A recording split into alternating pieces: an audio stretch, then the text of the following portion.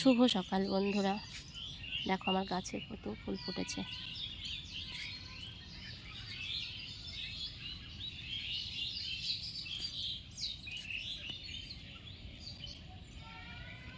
কিছু কিছু দিন ফুল পাওয়া যায় না, কিন্তু আজকে দেখো অনেক প্রচুর ফুল ফুটেছে।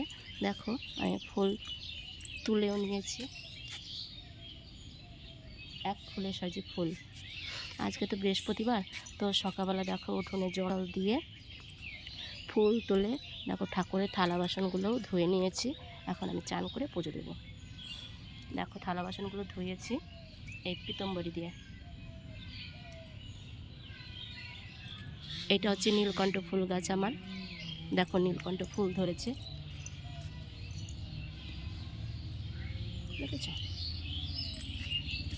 আর একটা বড় সাদা ফুল গাছ, এটা হচ্ছে ছোট সাদা ফুল গাছ।